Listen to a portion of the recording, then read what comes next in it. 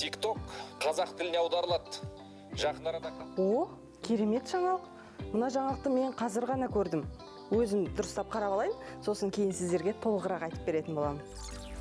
Қайырлы таң достар, көңіл күйлеріңіз қалай? Осы аптада TikTok желісіндегі қандай қызықты жаңалықтар мен халықтың назарына ерекшеліккен қандай видео топтамалар бар екен? Олай болса, экранға жақын отырыңыз, бірге талқылайық.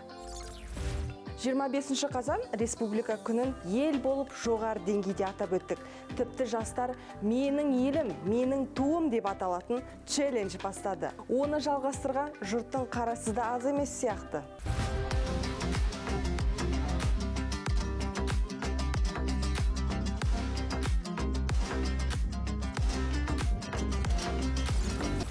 Жастар жыламасын ең бастысы. Мына жігіттің көңілі бос екен.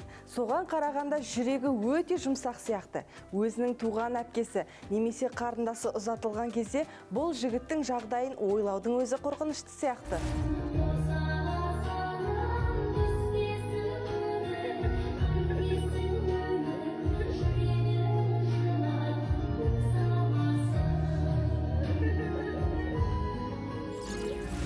Соңғы кезде шетелдіктермен жиі құдаласатын болдық. Байқаған боларсыздар, құдаларымыз құйрық бауырдың дәмін ұнатып, осында тұрақтап қалып қойып жүрмесе болды.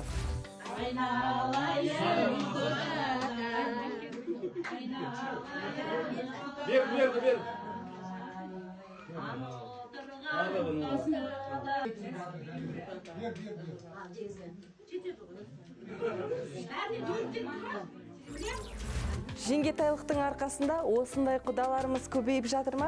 Әй, бірақ жеңгелердің де қателесетін кездері болып тұрады.